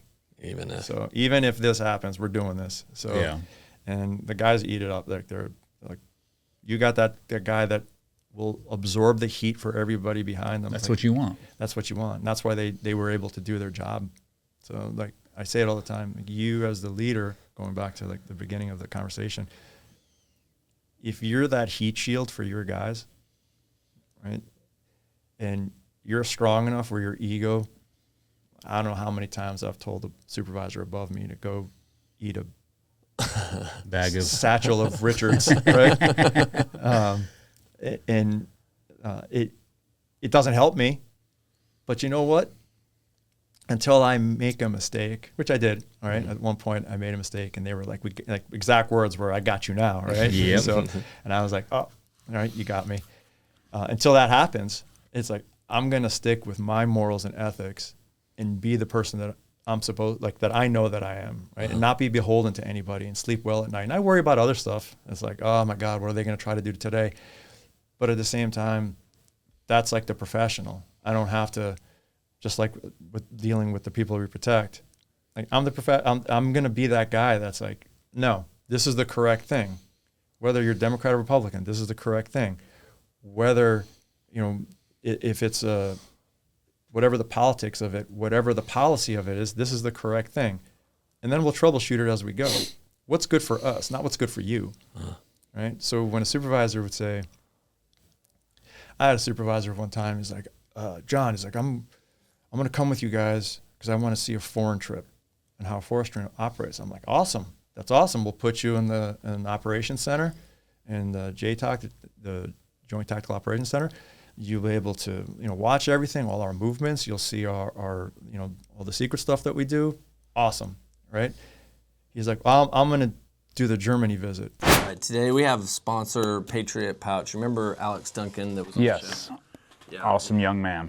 Yeah, he started a company. He's out in DFW with a couple guys. They are not quite nicotine pouches. They're Nixodine. Really good. What I like about them is that they have a bunch of like wintergreen, spearmint, mint flavors that if you're like me, I've dipped since I was 8 years old. And so it leaves bad smell in your mouth, bad taste in your mouth, and all these are great. Also, you don't have to spit with them. These guys are really about freedom and faith, and just overall seems like a great company and a great product. If people want to get them, where can they get them from? So they can head to patriotpouchusa.com to go pick up some. And as you guys know, at Shoot Me Straight, we're all about betterment and trying to be better each and every day. So If you're trying to get rid of your yuck mouth like Dave is, then go to Patriot Pouch USA and pick you up a can. What? Right? That's a refuel in Ramstein. I'm going to Pakistan or wherever I was going, right? And he's like, no, it's. I'm like, no. You just want to go hang out there because of all the breweries, right? I was like, you're either coming with me or, all right? It's because everybody can see through this. And he's like, oh, he thought about it and didn't go, right? And it was like, the conversation was a little bit more abrasive than that, but it was like, hey man, this is what you're doing. Like, stop trying to bullshit me. And he tried to justify it and try to like tell me something that wasn't true. And I was like, hey man, you're trying to justify this boondoggle trip that you're trying to put. Yeah, right? It's what it is. That happens all the time. And that's like one out of 1,000 examples of that. And it's like the good supervisor will be like, hey John, how can I help you if I come on this trip? Because I need to see what you do in order for us to be able to build an ad hoc JTOC whenever something kicks off domestically. It's like, that is a great reason for you to come with me. All right, this is what we need. They need this, and this, right? And it's like but there was like, I had one supervisor that did that. He was awesome. He's Winston in the book, right? And he would do stuff like that all the time. He'd be like, hey, I want to implement this new program. Like, what do you think? Because I worked for him twice. I worked with him when I was an instructor. He was my supervisor. And I worked with him when I was an operations supervisor. He was my supervisor. He ran the whole CAT program. And he would ask me, he's like, hey, I want to do this. What do you think? I was like, talk to this team leader because he does that well. And then you can do it. And he's like, all right, cool. And he would go straight to the guy and he'd just start. He's like, I need a briefing on Friday. This is the topic. Come on in, be prepared. It'll last 45 minutes and then I'll send you on your way. And the guy was like, just regimented like that. And he kept pushing it forward. It was great for us, right? And we just had to tell him what we needed. So he didn't just start doing ideas that kind of didn't help us, right? Yeah. Not because he was bad at that, but he just needed, like, this is what we need. He's like, got it. And he'd go do it. Then you had the other supervisors that are like, it's like, I think the Ramstein stop's a great idea, right? Yeah. And it's like, are you being value added or not? And that's all it really comes down to. It's like, if a supervisor wants to come, and like you said, that's great. Like, but are you being value added or are you just doing this for yourself and what your needs and your wants? It's the mission is first always. And guys would argue with that. They're like, no, the people need to be first. Like, the people are second, but close tied to the mission. And sometimes we can flip that order depending on what the ask is. But you're third. You're like all the way on the bottom, dude, right? As the leader. Like, those two are up there somewhere. You could deliberate them or flip them or whatever you want. But you, right? You eat last. Yeah. Maybe. Right? Like, as long as if nobody else eats. And that was like, I would throw that in their face all the time. Like, how does this help us 6 months from now? That's like my metric, right? Mm-hmm. How does this decision help us? Well, we need this by Friday. I'm like, but at the expense of the 6 months from now. And with blank stares, because it's like what you want right now, because you're in this position long enough that if you do this, it looks like you did something so you can get your next promotion, but we're screwed after you leave. Yeah. Because a lot of these guys, just like officers, they're tourists. They're just passing through. Yeah. I'm the guy that was there for 15 years, right? And it's like no, we've played this game 3 times already. So yeah. Like that's the kind of thing that would just infuriate me. And I would just push back all the time. And I'm just like, do you think we're doing a good job? I'm like, my response to that was like, I will never tell you you're doing a good job if I don't think you're doing a good job. Have a good day. Right? I will never tell you you're doing a good job if you're not doing a good job. If you're not doing a good job. I would never tell you you're doing a good job if you're not doing a good job. Have a good day. And I would just walk out of the office. And I would just always like, I think I just pissed him off. Right? But I'm not going to. You said have a good day. Right? Yeah. You do the compliment sandwich. There's that conundrum too, which I found myself in when I was in a leadership position. And I the same train of thought as you did, where it's the mission comes first. And I still stand by that. But I fell into this thing where obviously you know I'm sure you know a bit of my story, right? And I had guys in my platoon that did not, like, there was 3 dudes, and they were somewhat senior, but not really. None of them had been to combat before, but it was their 3rd platoon, and they hated the fact that I was putting the mission first when it boiled down to it, and not letting them do whatever they wanted. Like, hey, I want time off. When we're back here, I want to be doing this, and I'd be like, no, like, we have to train. Like, we're training, doing this X, Y, and Z. And I remember, and I even put it in my book, where they came up to me during a training trip, and they're like, hey, I think you need to bring the guys in and tell them they're doing a good job. And I looked at them and was like, if I'm not saying anything to you, you're doing a good job. Like, you're doing what's expected of you. So, and there was a movie Whiplash, I don't know if you've ever seen it, but there's a premise of that. The guy says, he's like, the 2 most dangerous words in the English vocabulary is good job, because then you stifle people's ability for excellence. Like, they'll stop where they're at. They're like, oh, okay, cool, I'm no longer going to strive, which I don't know if that's completely true either. But I do find it when you're in a leadership position, that is the hard part of being a leader, is putting the mission first, but also sort of keeping an eye on the men below you, men and women below you, to make sure that their needs being met. But I think there's some truth to that, like, that needs to happen. But I also, what I saw, and I don't know if you saw it in your tenure over there, but like, this younger generation, and I don't want to come off like I'm bashing them, because I'm not, but I felt like they needed to have more of their bottoms padded more, to be like, oh yeah, like, hey, you're doing a good job.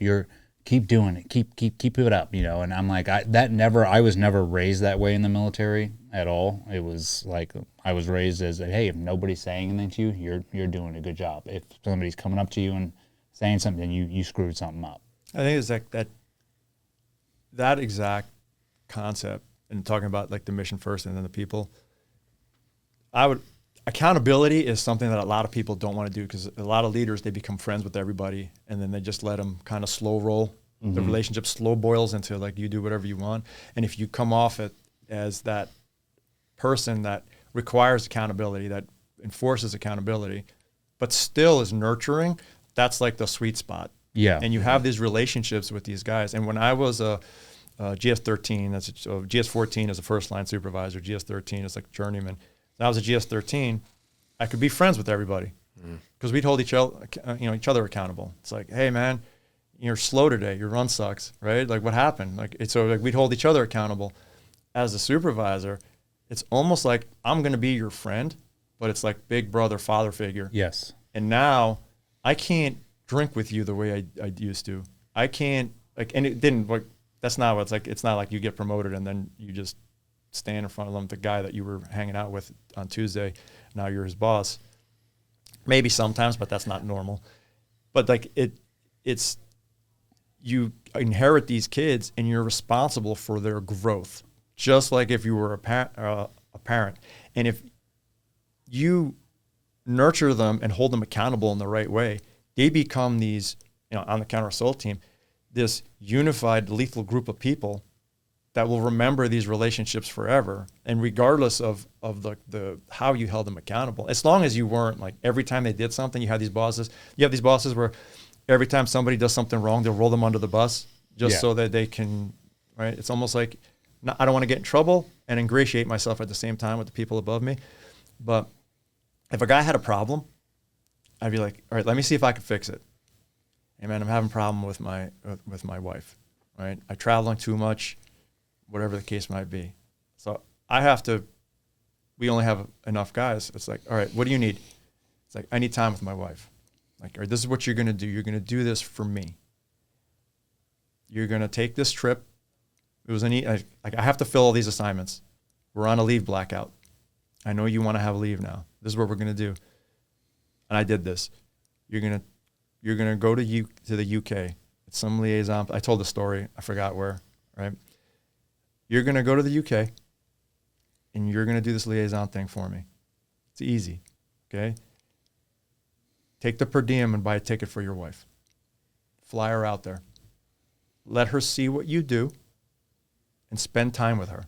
And when you come back, I will work your shifts and you take leave. Okay?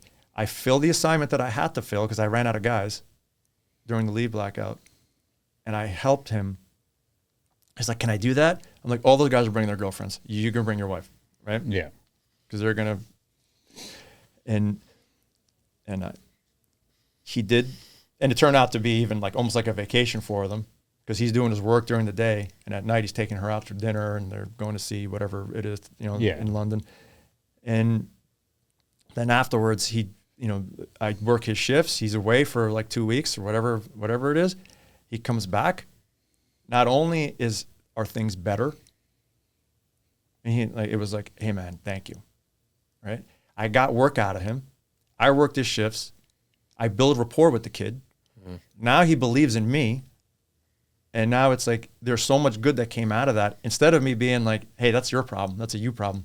Yeah. Mm-hmm. Right. Or it's like, hey, that sucks. I don't know what I could do for you. Let me know. Right. Yeah. It's like to sit down. So it's like the mission and the men. I needed to take care of the kid. And there's been other people that's like, hey, I'm having problems with custody for my kid. It's like, all right, what do you need? It's like, I need can you do a deposition with the attorney to see so I can get custody? I'm like, yeah, man. Like, I'm not gonna lie, but like I will be your advocate. And I would go out on my way and I would do it, and the guy would get custody of his kid, and he's like, thank you for my kid. And it's like, all right, cool. And the whole time he's not working. I'm working his shifts. I'm doing all the stuff because he needs to prepare for this. And it's like, hey, we need work out of him. We're out to keep him in town. Hey, no travel status for this guy. Mm. And ops would be like, why? I'm like, you let me worry about that. I'll take his trips, right? Put me on his trips. That's your job. Yeah. As a leader, right? And it sucks sometimes because you're like, oh God. And I'll tell my wife and she's like, just roll her eyes, right? But if you want to accept responsibility, especially in a place where we're struggling for people, that mission always needs to come first. And then you balance that with the people afterwards. Mm-hmm. And operationally, it's the same thing, right? We do stuff and it's like, hey, the president's over there. It's like, I got you. Cat shows up. And in order for me to link up with the shift, I'd say this all the time to my guys, hey, you make sure you get to the president. He's more important than you. That is our mission. You are like an expendable asset at that point. Yeah. But once we have him in pocket and turn around, and I got the detail leaders like, let's, just do this. I'm like, no. None of my guys are not expendable. Like, he's safe. They will clear the building at their pace. Okay? Like, they're going to do it safely unless the building's coming down. So you let me manage that. And then, I'll get pushback, and it's like, they're not expendable at this point. Okay? They're my guys. So to flip back and forth mm-hmm. between that and understand what's important and what's not as a leader is so important. But a lot of people just have this one mentality that's mm-hmm. like, nope, right? It's like the mission is only this, and it's like everybody else, it sucks to be you. Sorry, there's nothing I could do about you, right? Yeah. But there is, right? No, yeah. A guy travels for 3 weeks in a row and comes back.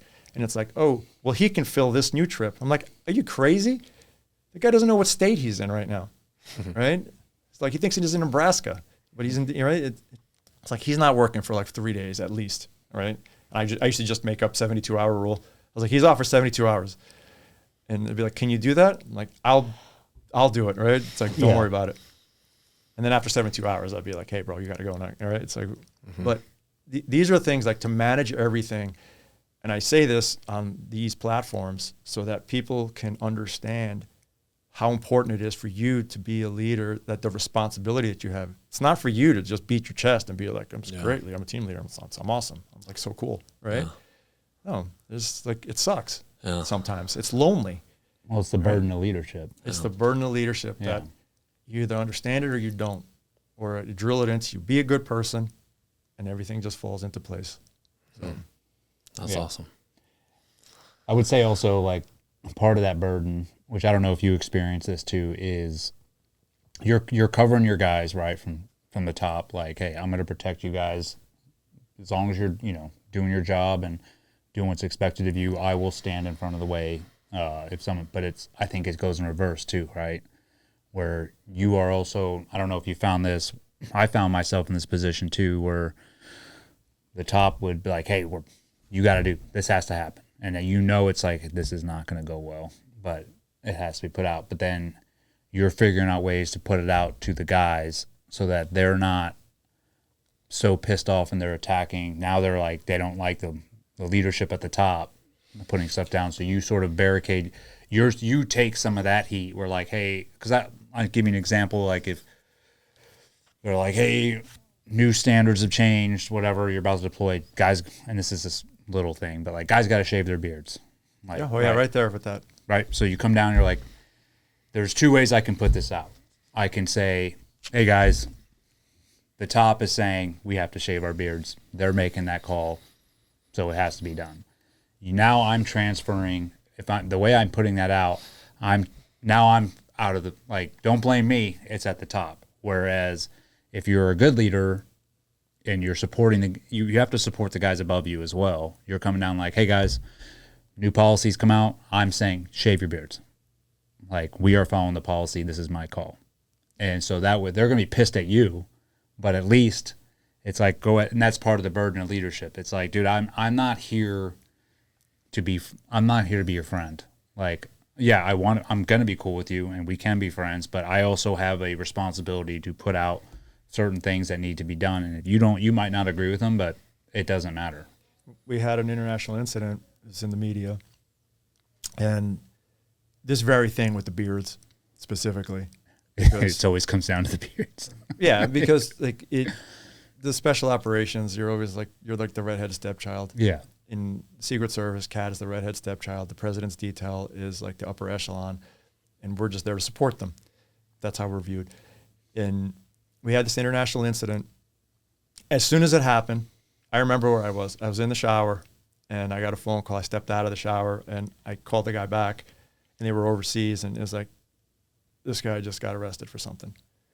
And I was like, holy fuck me, right? Mm-hmm. And I go to the office on Monday.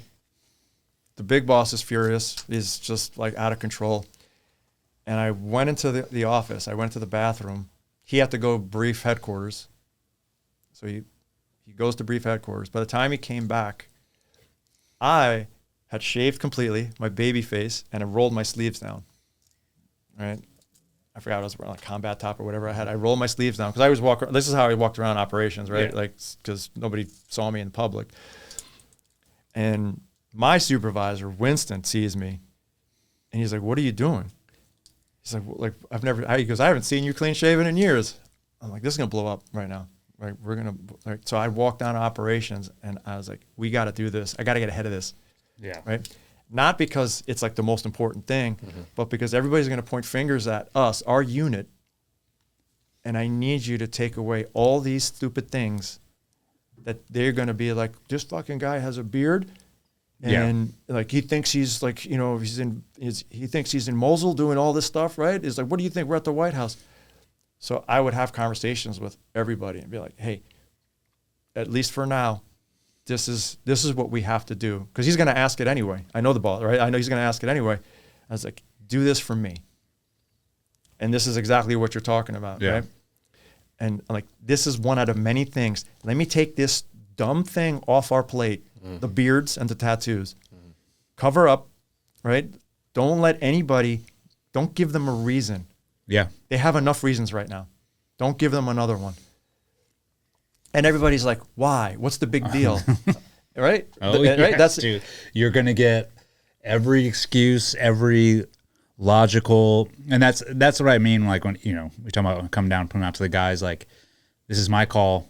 We're doing it this way, right? And because if you sat there and you're like, well, and him and hawed about it, like, hey guys, I really think a bunch of 16 alpha males that are innovative, ingenuitive, they can think, they're problem solvers, and that's what we recruit for. They're going to give you a million different reasons of why you should keep the beard. Yeah, they're looking for medical waivers and all this kind of crazy shit. And that's right? why it's like, I already know that's coming too, because I've been in your position and I'd be doing the same thing, which is why I'm saying no. Like, I am putting this out. It was me. It came from me. Yeah. And it's a dumb example. It's these dumb examples. They with are, the beards. but if I'm a big advocate of like when something happens, get rid of it immediately. So this is small shit that we can control. We can get rid of this thing. Like just cover up for me. I'm doing it with you. Yeah. And I don't like it either. Like, my wife likes the beard, right? Like I'm doing it with you. And then the boss comes back, he sees me, and he pulls me into the office one day. He's like, "Thank you for doing that for me." Right? And I remember I didn't like this guy. I was like, "I didn't do it for you. I did it for them." Right? Because like your wrath is going to come down upon them too. So, and he just looked at me like I was the asshole. And it's cool because like I didn't like, but I was good at my job and I always made problems go away. This is a dumb example, but I would make big problems go away too. And he relied on me for stuff like that. He didn't like me, but he was like, "Hey, we can't get a hold of 10th group." Right. And I would just like slide a piece of paper across the desk. I'm like, "Just call this as the major. He's my friend. Just tell him I said." He's like always solve all these things. It's like because we have to work with 10th group to do something, right? And it's like, I'm like, just call that guy. He'll know where they are. We'll link up together and right. A guy that's in overseas right now, right? Whatever country it was like, just call. It was like 5 minutes, done, solved. And it was like, I knew how the system works. He's like, "Hey, when we asked SecDef, or SecWar now, right? So yeah, SecWar. So, so I used to write the request when I used to want our DOW now, or DOD assets when we went overseas. I would always have special assets. So I would always write the letters and to submit to SecDef to get signed. And I would call it SecWar. I'm just imagining the letter and I can see the logo up top, right? So, but I would always be like, "Hey, this is what we want. We want the Navy for this because it's a water extraction thing." So I knew I was like, because every time we asked, they just give us who's available. So I knew how to write the letter that it only narrowed it down. Yeah. Because I can't specifically ask. I'm like, I want SEAL Team 5 or whatever, right? Whatever it is. Yeah. I can't ask for that. But I can be like, these are our requirements. And I would always know what to write and how to write it. Because then they'd look at it and be like, "This asshole," right? But it's like, all right. They get a bunch of force recon guys. And it always, sometimes I would do it and narrowed it down to like first group. You can only give me first group because of the way I wrote it, right? And they'd be like, this. So it's like I used to make stuff go away, and he would rely on me for that, my boss, right? And then when comes stuff like this, though, I did it for them because they don't even know. Like they don't even know why. Yeah. Right. They're like, "Oh, my beard. I don't look like Wolverine." Right. Yeah. And it's like, right. Like we had a guy look like Wolverine. Right? We used to call him White Trash Wolverine. Right. So he's an awesome dude, but it's like it's for them. Yeah. Because like I care more about them than I do for you. Like but they don't understand sometimes because the backlash that you're getting at this level is like you're holding it up, right? And you're that guy. And it doesn't help you because it's like fucking guy, like like I have to rely on him and I don't even like him. Yeah. But that's you. That's like the burden of leadership, like you said. Yep. What so you got this book, Hallways and Stairwells. This just came out. You said a couple weeks ago. Where can people find it? Yeah. It's Amazon. Okay. There's the digital version, audio. If you want to listen to my voice. Okay. Did you self-publish? Yep. Oh, nice. Sweet. Yeah. How was that? It's a pain in the ass. Yeah. I had a company help me. Mm-hmm. So I didn't know what I was doing. So, obviously, right? Like I never know what I'm doing.